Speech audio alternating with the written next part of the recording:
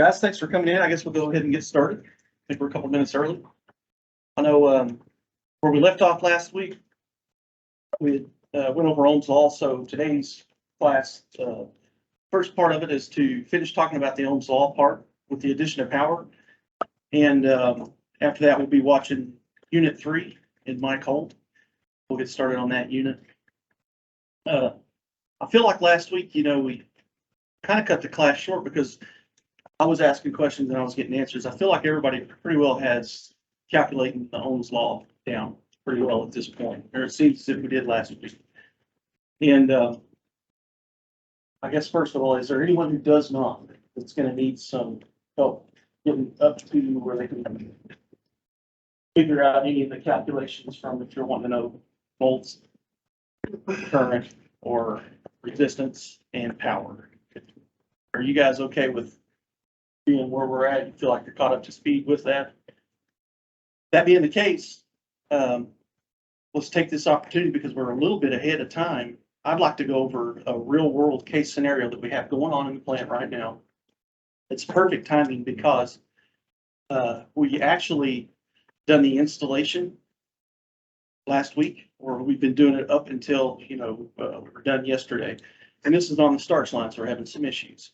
So today they're going to be bringing the starch lines back up. So we're going to get to actually meter when they put them up and all.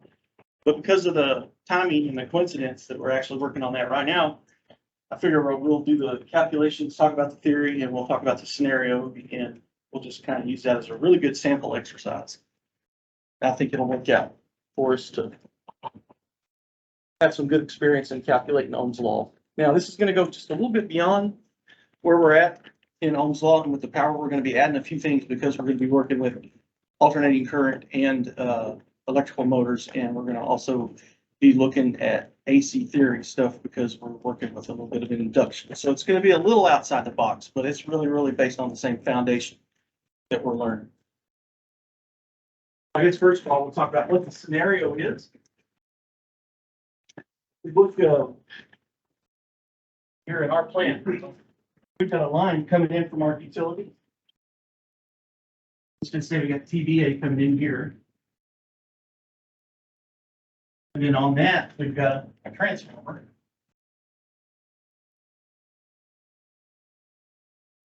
And this transformer is a 161K.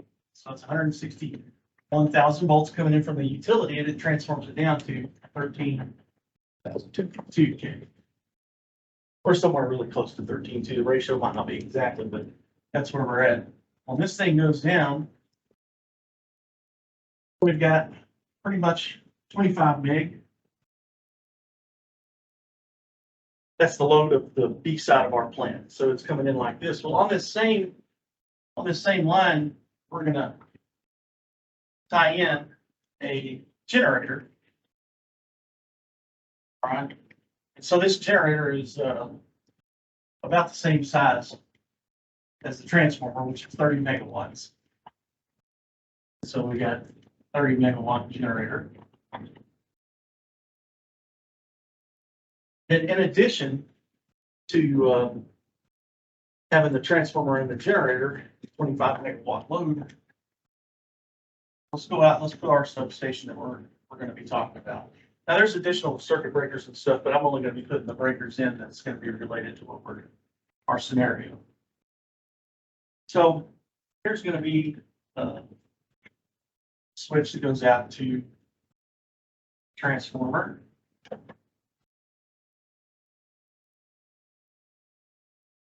This transformer is going to be, we're going to call it MH2.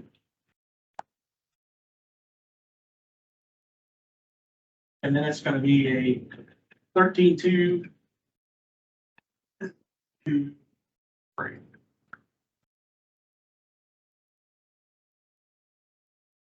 And off of this,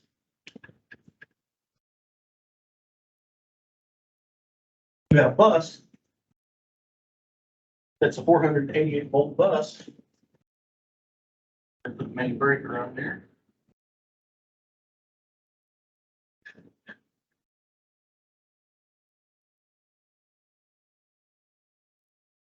And on this bus, we've got a series of MCC rows for motors out in the plant. Our whole plant's kind of a lot similar. So out in your areas, you might see the same thing. And on this, we have, we're gonna call this M6. So this is the M6 feeder. And then that M6 feeder is gonna go over to this MCC row, which is MCC M6.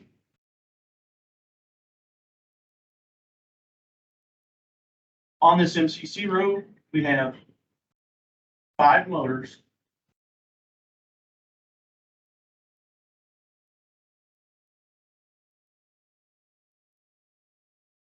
On these motors,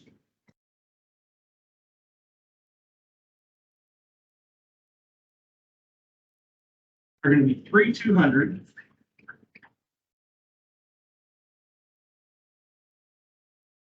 110 horsepower, and 115.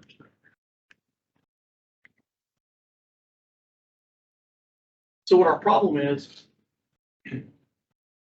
these 3 pumps are very critical to the operation. So if one of them shuts down, it's like it screws the whole mill house. The whole plant's just in a terrible bad shape. So we're amping out this M6 feeder, which has a maximum continuous current. So we're gonna call that long time pickup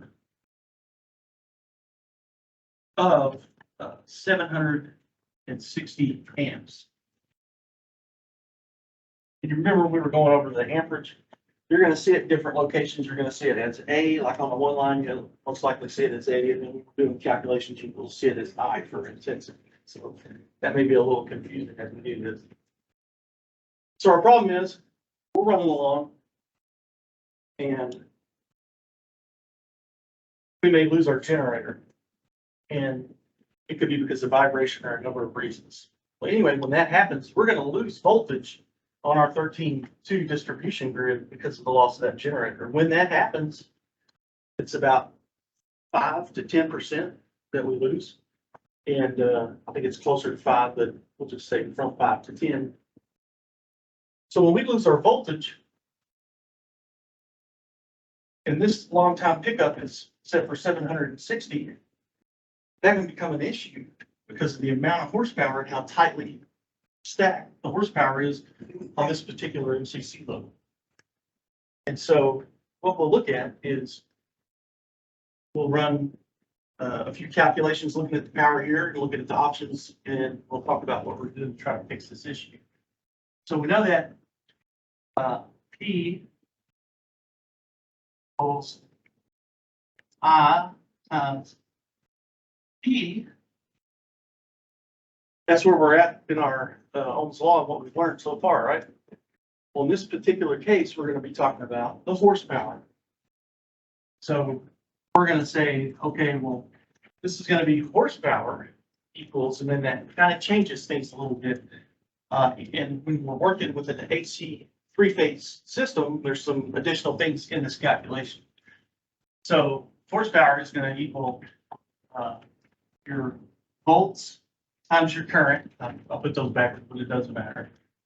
And then it's going to be times 1.73, and that's going to be times the efficiency factor of the motor. Again, we're kind of jumping ahead, so these are things you haven't went over yet. Don't let it. It's not like we're going to have a quiz when we're going over the extra stuff. So times the efficiency factor, and then times the power factor. So horsepower is this divided by, anybody going to know this already? What's the number we wanted to learn and memorize? 746. 746, yeah. So because this is going to give us our kW. So we're going to make that into horsepower. So divided by 746. So that's what I meant when I'm talking about 746 is going to be real world application. It's something you're going to use quite often. 550 foot-pounds of torque per second. I didn't even know that until I started preparing for this class. All right, but either way, so we determined that this is the calculation to come up with your horsepower. So in the event that we lose the generator at that moment in time, Nothing changes as far as the amount of work that's happening with these motors, because if your 200 horsepower motor is working at 200 horsepower, that's going to stay fixed. That's determined by what you're feeding the pump and the speed and all that good stuff. So your fixed variable is going to be your horsepower whenever the voltage drops. So what that does is tells us this remains constant. So these are the things that could possibly change. And in that scenario, we're going to change the voltage.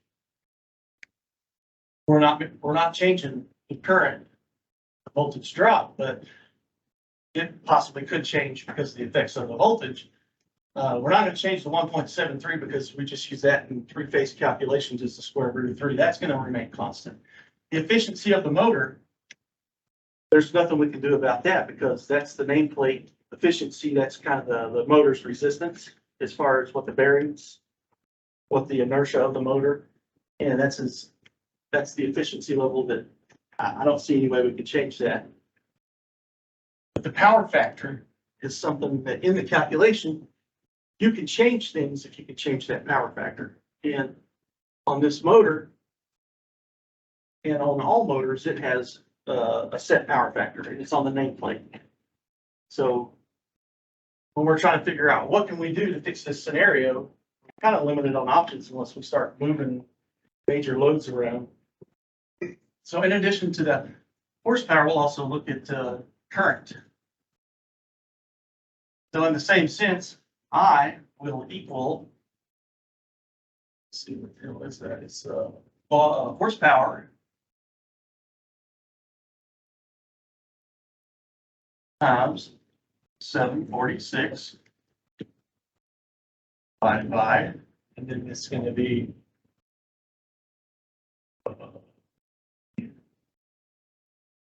times 1.73 times the efficiency factor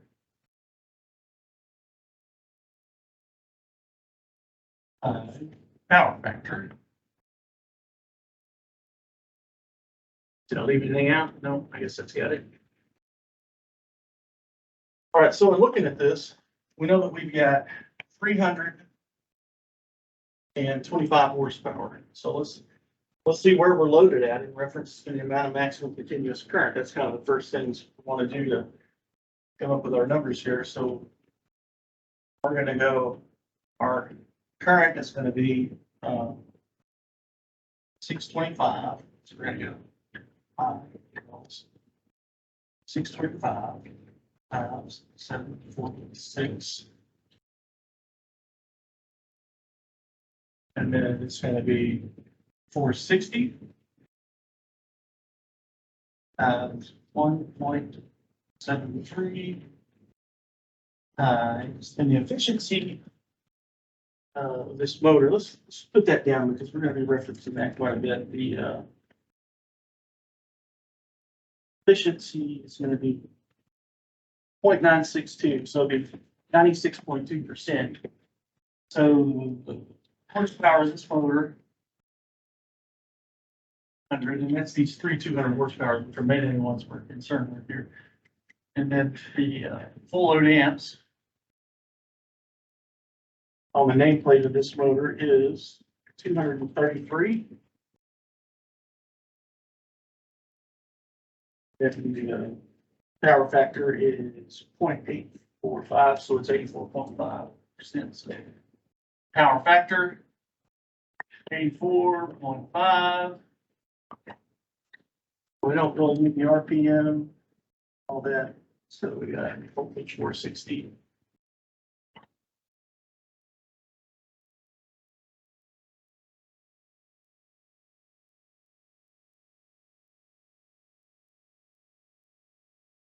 The efficiency. Efficiency 0.962.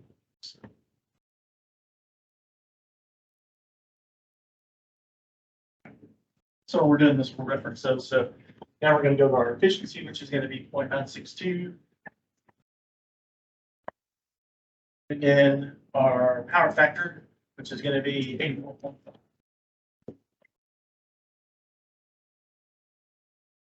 So. Look at that value.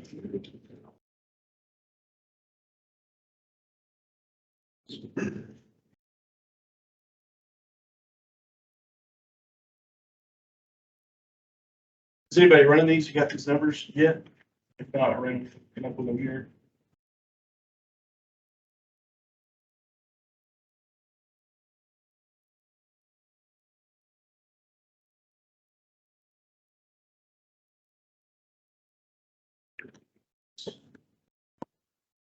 $67,000. 625, 460, it's 466, 250. Yes.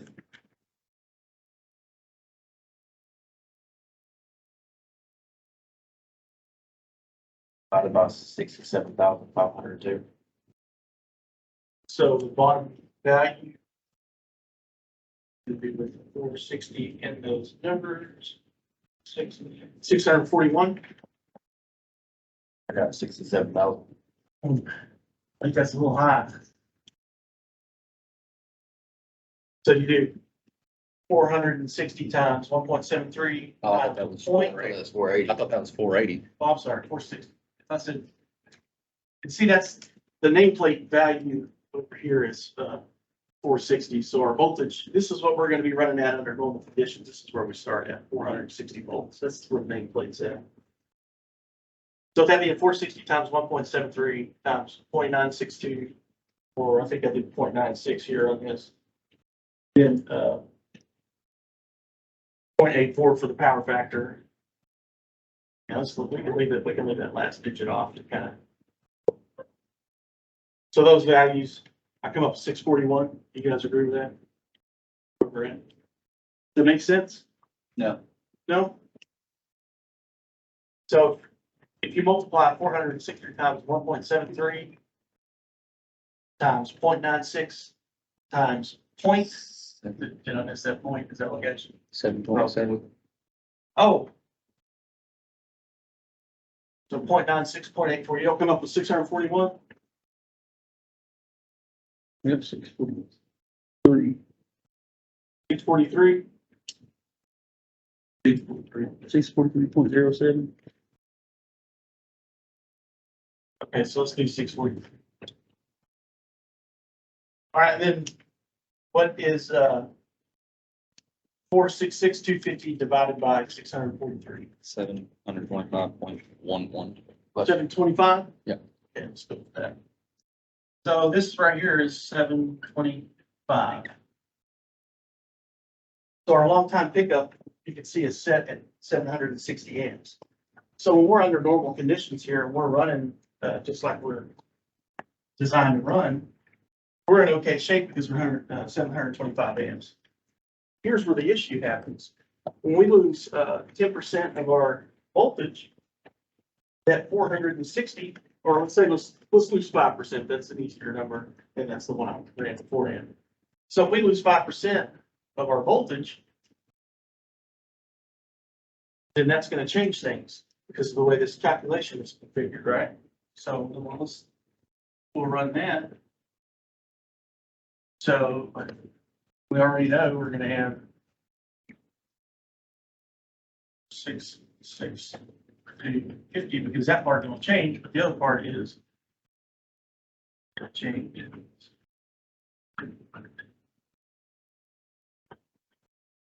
Now let's do, see, if we lose 5%, that's going to be 437.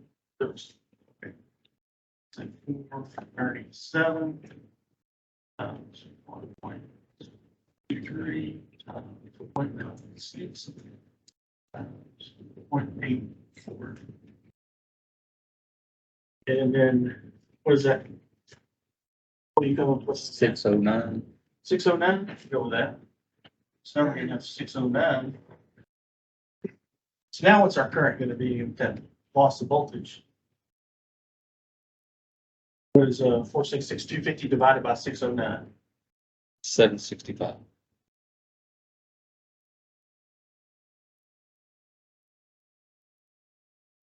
There's our problem, right? You see what the problem is? We're losing this long time pickup, it's tripping this circuit breaker because we're exceeding our current because of the way that the power is placed on this particular MCC bus. So that's a problem. And when it happens, when we use our generator, it crashes the mill house. When this trips, it's just total chaos. So it's something that's got to be fixed. So that's why we're working on it. And we've determined that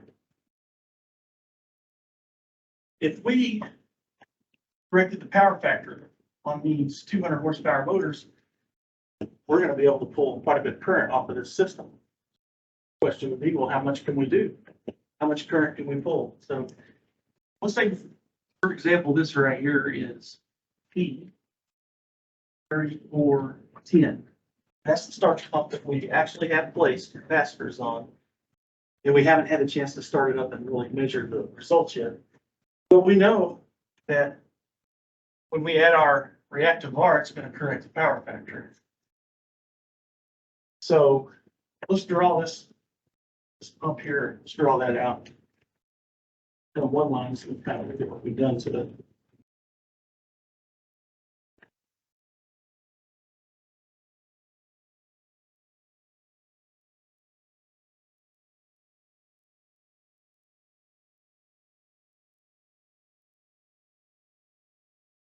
So this P3410, we're going to redraw it over here. It's on the MCC bus and circuit breaker. This right here is going to be the M6 circuit breaker. This is going to go down into starter, motor starter. From there, go to, so we're going to have some overloads.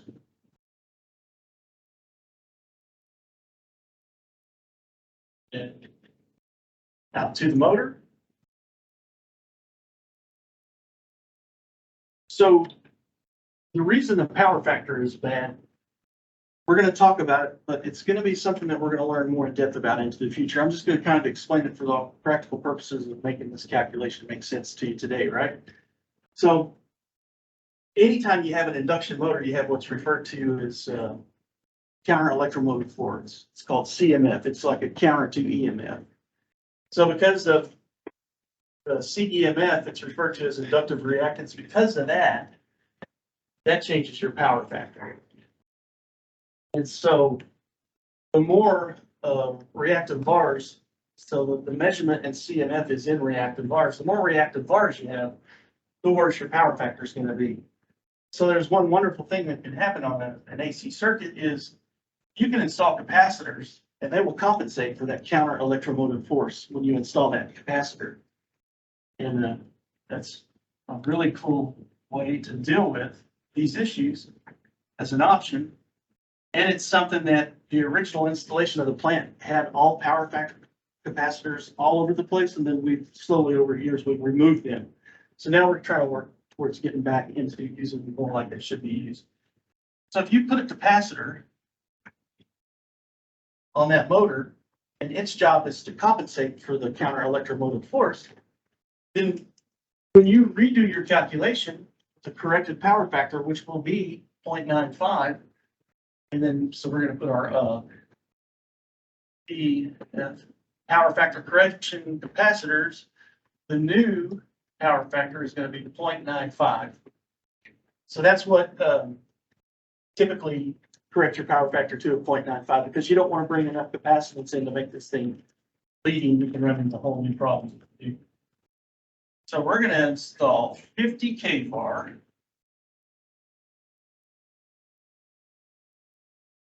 worth of correction capacitors. And the ones we're putting on there is actually not just a capacitor. We went ahead and we spent the extra money and we got capacitor filters. And what they're going to do is keep us from having problems from our VFDs and the types of nonlinear load we have on our circuits. Again, this is probably a little outside of the box from where we're at today, but I'm just using this to explain our scenario. So with the 50 kVAR on it, we start this 200 horsepower motor back up. 0. we can calculate what we should be expecting for the current flow. So if we take a current measurement right here at this location out your motor, nothing's gonna change because your motor is still gonna have that same nameplate power factor. But because of the placement of the compensation, we're putting that up here. So that change in calculation, however many amps that changes, is gonna be a flow from your capacitors back to your motor. So it's invisible now from the rest of the distribution grid. So we're effectively unloading our grid by placing our capacitor down here in the motor. So how much does that change things? So let's use our same calculation here where we determine that we're 765, which is not gonna work because we're 760 here on our maximum continuous current with all the added load. So now let's make that calculation, but let's use the power factor corrected value 0.95. So our I now is going to equal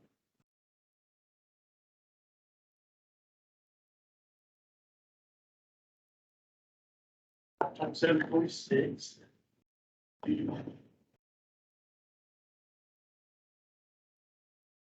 And still going to be a low voltage of 437 because we've lost our generator.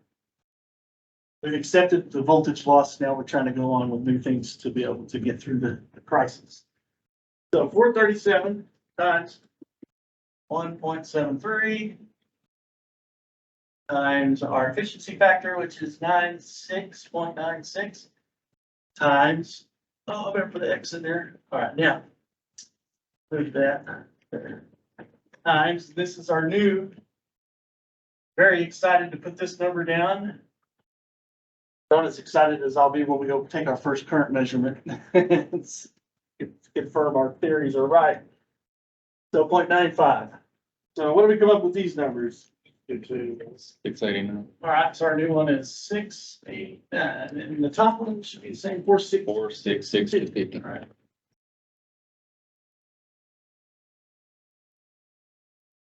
So the sum of this is 689? Yeah. All right, so what is 466,250 divided by 689? 676.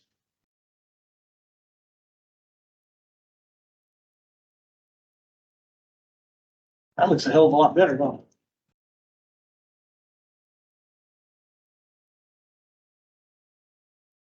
So 437 and go. 5.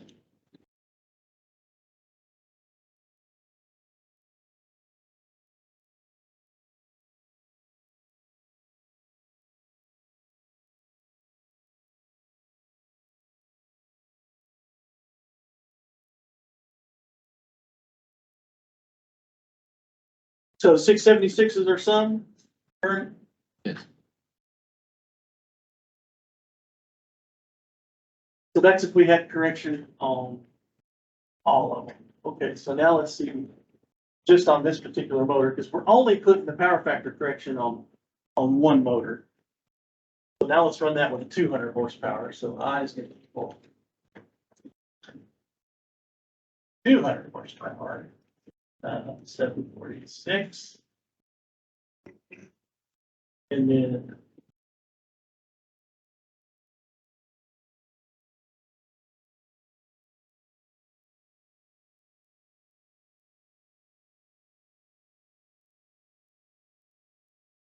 all right. Those values. What's 200 times 746? 149. 49 to. All right. Then. See, I guess we're still at 689. What is 149,200 divided by 689? 6767. Oh, Oh, 149,200 divided by 689. 216. 216. I looked at your calculator. I didn't have that in my head. I can't remember. what that is. 216. All right. 216.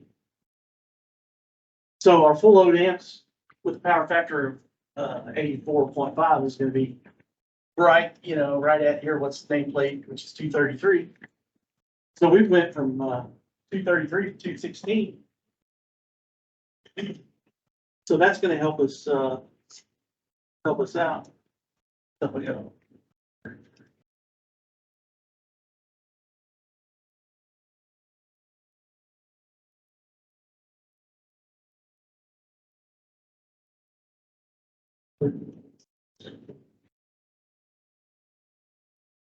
So 27. Yeah, 17. All right, so we're pulling 17 amps off of that motor, right? So if our number before is right at the threshold, pull 17 amps off of it, we're gonna be making it into more of a green running condition than being right on that borderline. Right? So that gives us leeway. Ultimately, putting the power factor correction on every one of these is gonna make it a lot better, but like for today, to keep this thing from being in the red enough to trip, whatever we do our generator, one set of capacitors should get us right there. If not, two would be certainly good, but that's kind of where we're at. We'll be going out and they said they were gonna start it. I hadn't heard anything pass about 1 o'clock yesterday, that they were saying it was gonna be this evening sometime. They get caught up on ground fields midday, might be in the. So in the morning at the latest. But the thing about it is you can't really put your metering on this motor while it's running anything other than around its full load, because we're basing all of our calculations off of its full load. So we couldn't go out and just valve this thing out and run it and get any useful information. We need to have it up at its load so we can make sure. So what we're gonna do is we're gonna take a series of readings on the current. And then the first reading we're gonna take is gonna be right here. We already know what that's gonna be. And then we're gonna reference that to here. Just to make sure that we are losing our 17 amps as promised by the addition of capacitors. So there's kind of a good example. I wanted to share that with you guys because it's something we are doing right now in the plant to try to make things better out in one of the areas. And coincidentally, it is so directly related to exactly what we're talking about and working through. So that's the sample exercise for today. I thought this would be a little more fun than just doing the same thing we've been doing and repeating the same little calculations on almost all over and over again. I seen the last class you guys had that down already, so I'm happy about that. You guys have any questions about this? A little too much, too soon? Interesting? I'll try to throw something like this in once in a while so we can kind of stay awake, stay focused on what the goal is. But this right here is some fun and interesting stuff to be working with out in the plant. A good application to use as an example, I believe. So with that, let's watch our next section.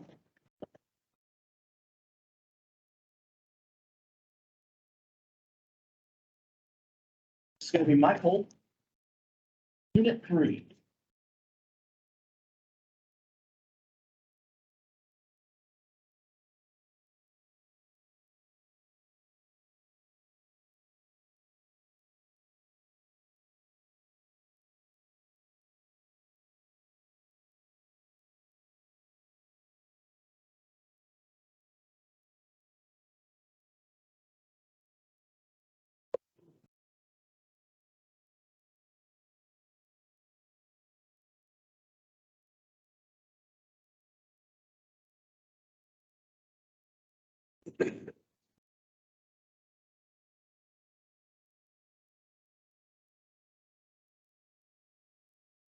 Magnetism.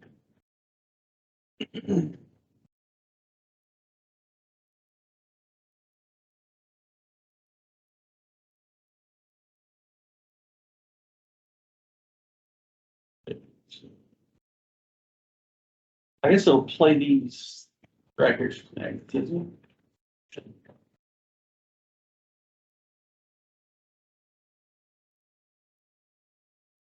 Alright, let's move on into magnetism. I always think this guy, I always love magnetism. You guys hear that all right? Fascinating. Huh. Introduction, the study of I don't know if magnetism I'm is the plugged in to do foundation of that. understanding electricity. The theory is that a spinning object produces a magnetic field around the object. So we have an earth. The theory is that when we got a spinning object, then it must be have magnetic properties. Let's see if I can figure out how to turn this thing on here. Yeah. Yeah, you just powered it on. You can see the well. Let me pause our video. Because I'm thinking if you had the compass, I mean, the compass would have taken you out. I mean, how did you know what the North Pole was? I mean, somebody said, okay, that's the North Pole, and then you took the compass and. Is that better? No, Turn the volume on your that's the computer. North Pole.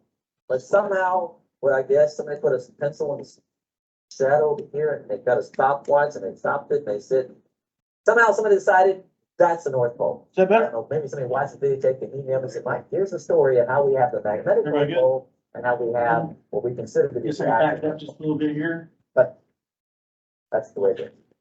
1,000 years ago, the ancient Greeks and the Chinese, do what you gotta do, get in there once you get post shooting and something. And then we're moving into the electrician. All right. There was a problem, but we knew electrical mechanical circuit breakers and just the way to share the students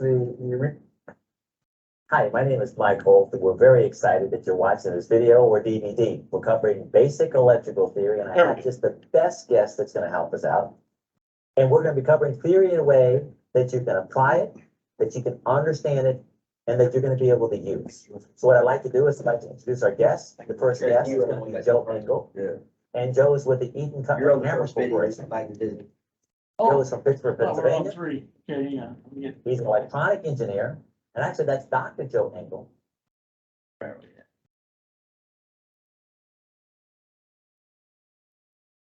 Chapter 1. Magnetism. All right, let's move on into magnetism. That's it, right? What's that? I was love magnetism. Dude, I thought that was fascinating to me. Introduction. The study of magnetism is the foundation of understanding electricity. The theory is that a spinning object produces a magnetic field around the object. So we have an Earth. The theory is that when we got a spinning object, then it must have magnetic properties. We have our north magnetic pole, which is different than the geographical North Pole. That always drives me crazy. But how the heck did they? Where did they say, okay, that's the North Pole right here in this one little spot? If you get to this one little spot here, because I'm thinking if you had the compass, I mean, the compass would have taken you out. I mean, how did you know where the North Pole was? I mean, somebody said, okay, that's the North Pole. And then you took the compass and it says, yeah, but it's really, no, that's the North Pole. But somehow, well, I guess somebody put a pencil in the shadow over here and they got a stopwatch and they stopped it and they said, somehow somebody decided that's the North Pole. I don't know, maybe somebody watched the video, take an email and said, Mike, here's the story of how we have the magnetic North Pole and how we have what we consider to be the actual North Pole. But that's the way it goes. 1,000 years ago, the ancient Greeks and the Chinese discovered that certain rare stones called lodestones, and I forgot why the word lodestone would attract small pieces of iron in a magical way. When lodestones were suspended by a piece of string, they always pointed in the same direction. That's just a fact. They just point in the same direction.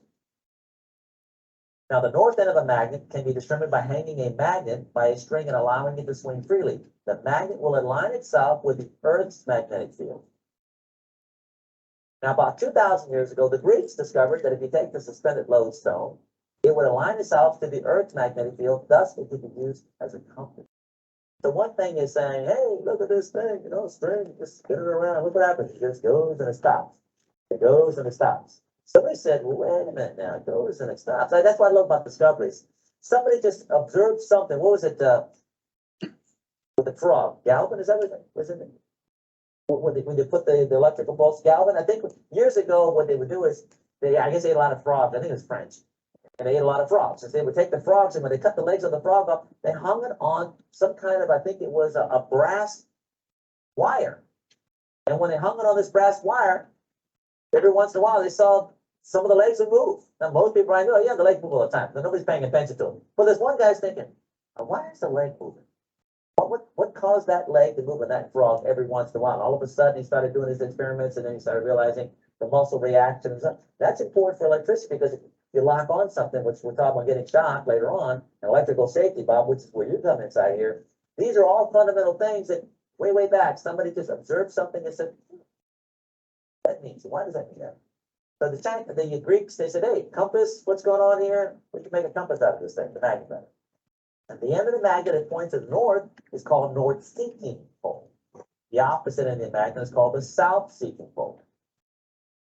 The north end of the compass, which is what? The north-seeking pole, which is really what? The south end of the compass magnet, is actually the south pole of the compass needle seeking the Earth's magnetic north pole, because we have the laws of attraction and repulsion. So we have the north, this is really what? The south end of this magnet is seeking what? The north end of the Earth magnet, and vice versa. Now, caution, if a compass is brought near a magnet, the north-seeking pole of the compass needle will be attracted to the south-seeking pole of the adjacent magnet.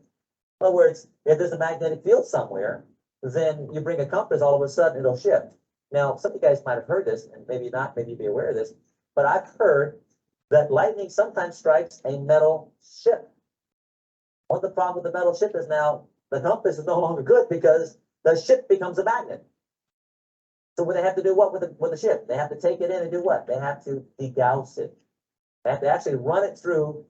We're gonna do some stuff here, magnetize and demagnetize later on. You have to run it through something that will actually create an expanding magnetic field to mix up those iron ferrous molecules so that they become random again. So this is some strange things. I heard a story, I don't know if it's true or not, lightning struck a building and the metal framework, the metal studs became magnetized.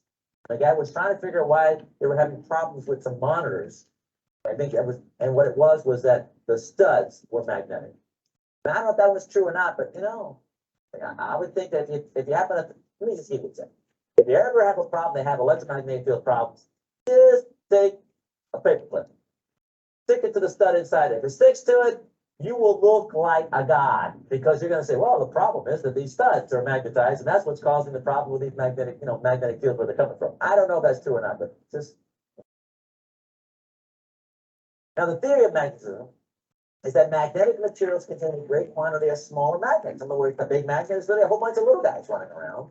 They're arranged so the magnetic poles are pointing in the same direction. You got a whole bunch of little magnets, all kind of, here are all these little magnets, but they're random. But see, if an electron is spinning, then electron itself, since it's spinning off, it has what? Polarity to it. And if you have all these electrons, they're all random, with all the polarities are all canceling each other up, you got a piece of steel, you have nothing.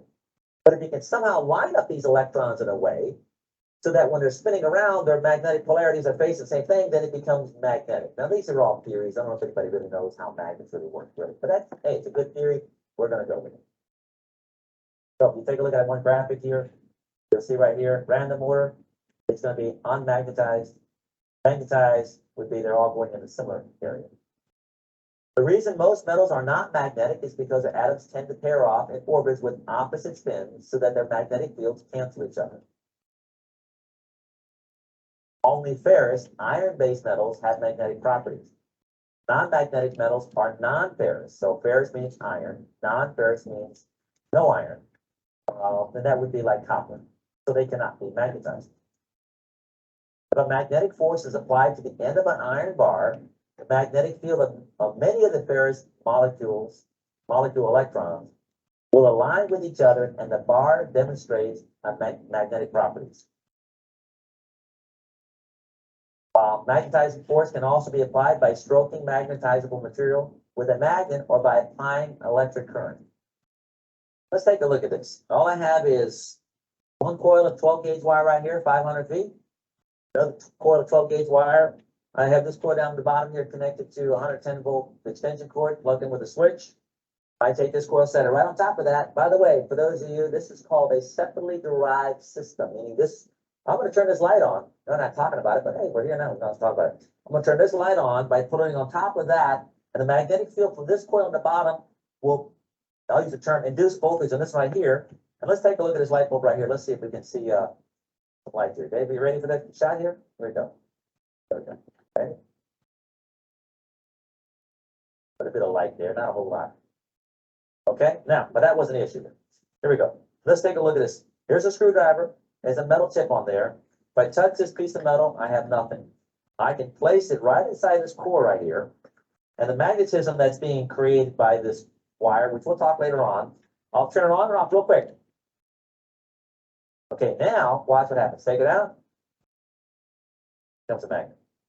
If I want to demagnetize something, we'll talk about this. You demagnetize it by turning it on and pulling it out while it was on, and then demagnetize it. All right, so now how do you magnetize something? Somehow get a field and get them all to go in the same direction. How do you demagnetize them? Well, while it was in there, you had this field going back and forth, alternate current. As I pulled it out quickly, now I don't know if you can see this, I'll try this right here. This magnetic field, because I might not get a chance to look at this later on, it's actually going to draw this screwdriver in. Scarcely when it does this. It really does. It does again. You can see, we'll talk more about this action of a magnetic field drawing something in. Now I turned it off while it was in it, which means what? Will it be magnetized or demagnetized? Right, that's because all the waveforms went in.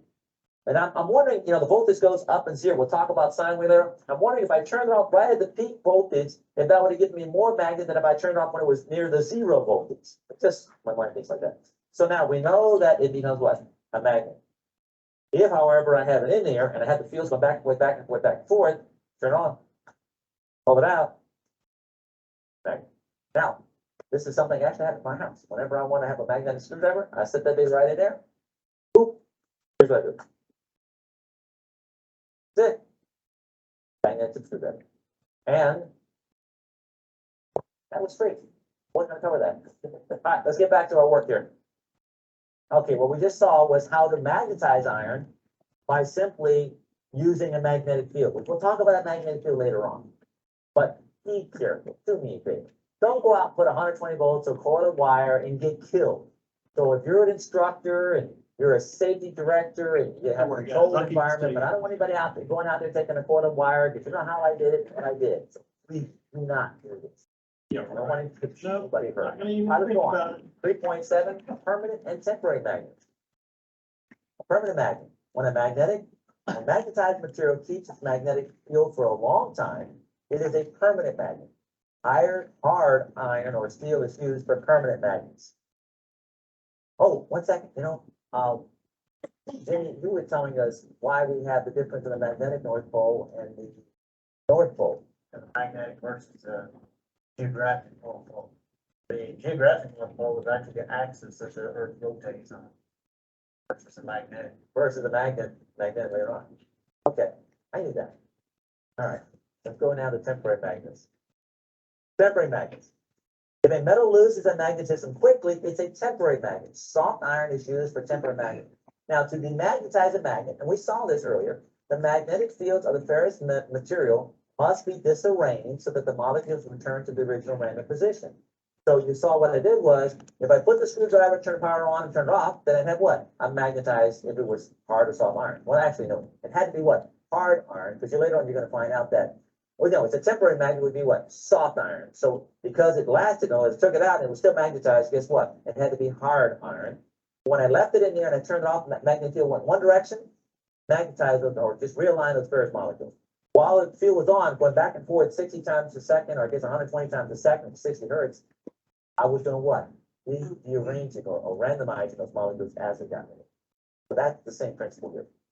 Another way of demagnetizing a permanent magnet is to strike it with a hammer. It'll lose some of its magnetism. Each subsequent blow helps the molecules return to the original random position. Caution though, because permanent magnets are often used in electronic equipment, such as testers, be careful not to drop them. Eric, any of those testers you got there have any permanent magnets, you think? This galvanometer right here, is it on videotape, has a permanent magnet within it. The way the galvanometer works, and you've got no, you don't have a diagram in your book about this. You have a permanent magnet on each side. We'll get to the meters in a little while. Circular We'll cutout. get to the meters, but we're just saying, if we drop that baby, and we keep dropping and dropping and dropping and dropping, who knows what the calibration is now? And we have to go out and calibrate meters, so any kind of meter has a magnet in there, it's gonna have to be calibrated based upon that field. Okay, let's move on. Heat. Heat the magnet to excite the molecules out of alignment. The concept is that when heat is applied, the molecules will be made to move rapidly and they will return to the original random position. You've seen where they tell you, don't take a videotape and leave it on the dash of your car, don't take an audio tape. Well, what happens? Well, if you have a videotape, how did you get the video image? How did you get the audio image on those tapes? Because what? It's a magnetic tape, is that right? And it has those alignments. When you put it in heat, guess what they start doing? They start moving all over the place, and now you can't have an audio or a video, the image. I don't think we have the same problem with CDs because it doesn't work off of magnetism. It works off of light, the way the light is going to be hitting its on and off, of binary type stuff. Finally, placing a permanent magnet in a reversing magnetic field will demagnetize the magnet. That's the one I just did, reversing. And the question came up earlier is like, well, what happens if you use DC? If you applied a direct current, one direction only, would that have made the magnet stronger? I'm assuming that when they magnetize material, they must use a DC coil, which we'll talk about. That way it all goes in one direction, and so they can make it, they can then put it on a piece in the air and keep making it rather than having all that wasted energy going back and forth and randomly getting a magnetic field. Lines of force, the magnetic field of a magnet is visualized as magnetic lines of force that radiate from the magnetic north pole to the magnetic south pole. Magnetic lines of force cannot cross each other, and they are called flux lines. So here is your magnetic line of force coming out of the north, going to the south, out of the north, going over to the south. Let's just say one thing here. These magnetic lines cannot cross each other. Later on, you're going to see how this is important, this concept of magnetic field not being able to cross each other. Materials that are good conductors of magnetic flux lines are called magnetic materials. Materials that are poor conductors of magnetism are called non-magnetic materials. Laws of attraction and repulsion, we already know about this. The law of attraction and repulsion of magnetic states that like poles repel and unlike poles attract. I always loved this as a kid. I would always try to get the two magnets, I try to move them away, and then they would flip around, and the North Pole and the South Pole come together, and I try to see how close I try to force them, to try to see how close I can get them, and then it was just fascinating. But isn't this how they use the trains in Japan? Where they use a magnetic field. One is going to be a negative. One's going to be north, one's going to be south, and do what? They have these elevated trains, so therefore the trains aren't touching anything. Think about it. If you could take thousands of tons of equipment and you can just elevate it off to the earth, you'd have no friction. You can just do what?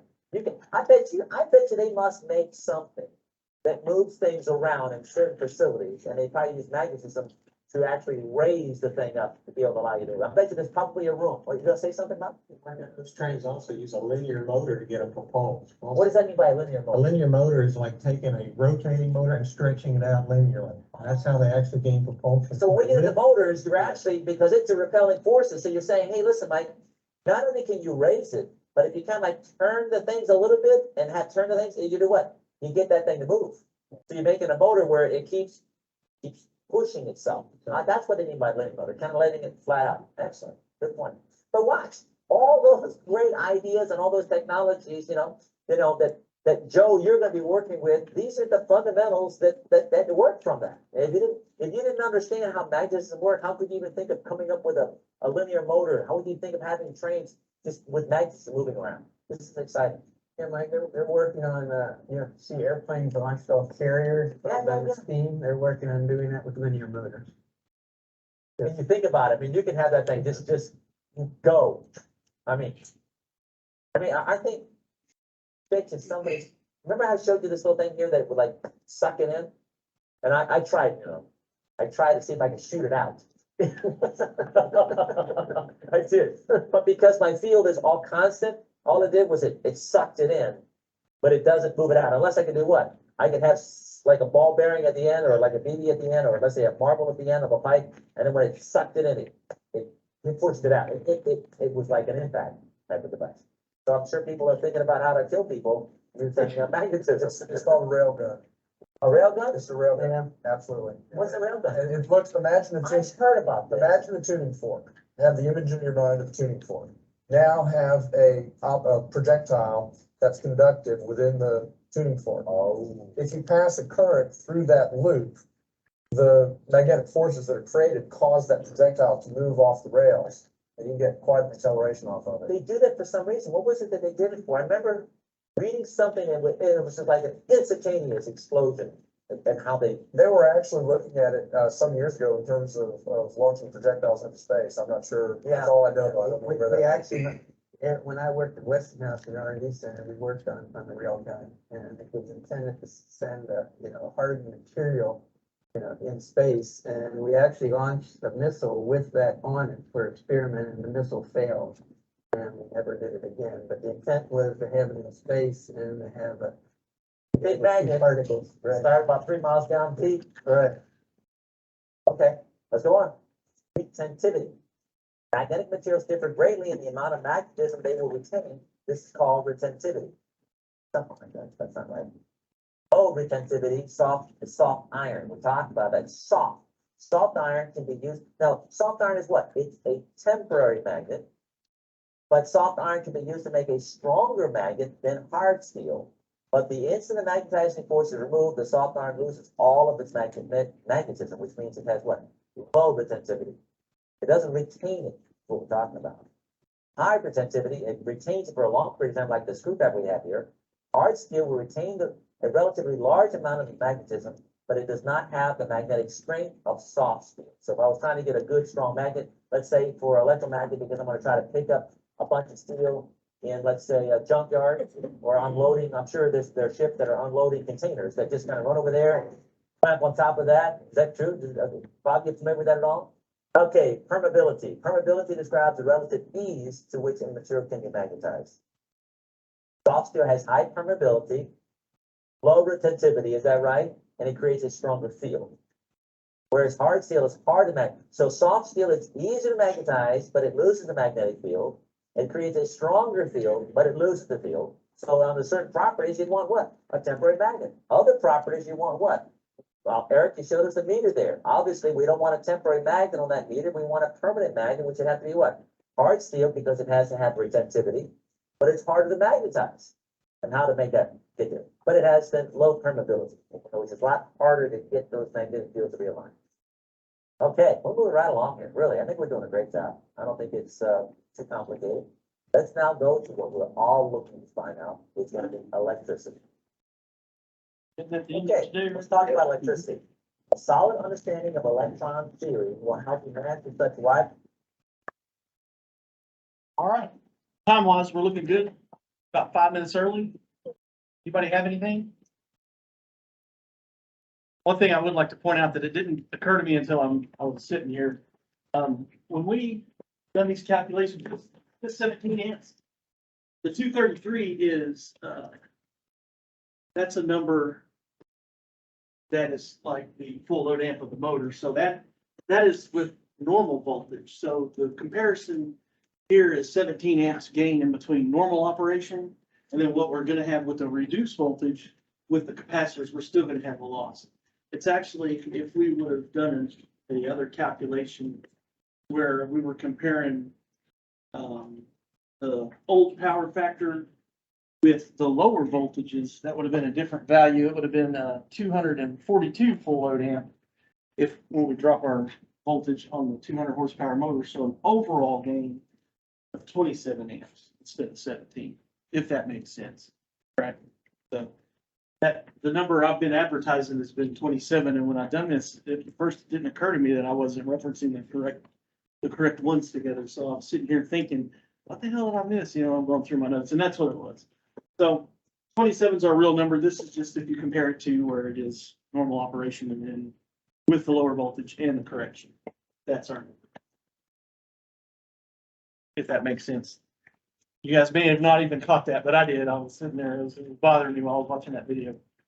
So I'm good for the class today, guys. For homework, let's just make sure to go over our practice questions for Unit 3 and be ready to understand it and know it on our next class. You guys are good, I'm good. Thanks. Next week, you'll just need, Rocco. That'll leave the demo next week.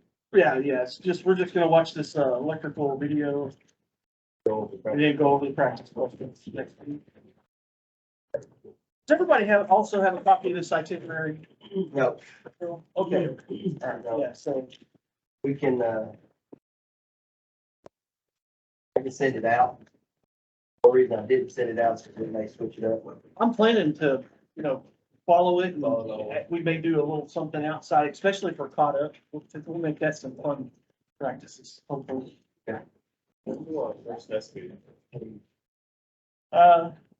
It was the Mike Holt, the first test that's in it. I don't know exactly which day it's gonna be, but it will be on our, no, on the week 17 is chapter 3 final test.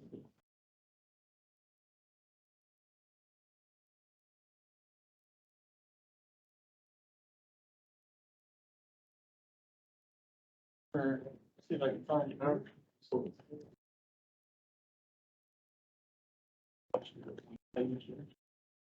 Chapter 1 test is gonna be on week 8. We're on week 4 right now. We calculator. Yeah. I will use- calculator and all. That's what I think. Yeah. Yeah. I'll hope so. Well, I mean, long best player, yeah, I didn't know if it's like the paper in the end. Notice that when I was- It's long division. When I explained how I looked at his calculator, instead of doing it in my head, when I explained that, I actually lost focus and forgot what the damn number I just looked at was. You're like, hey, oh, I can't do that in my head. I got you, man. All right, guys, be careful and thanks. I appreciate it.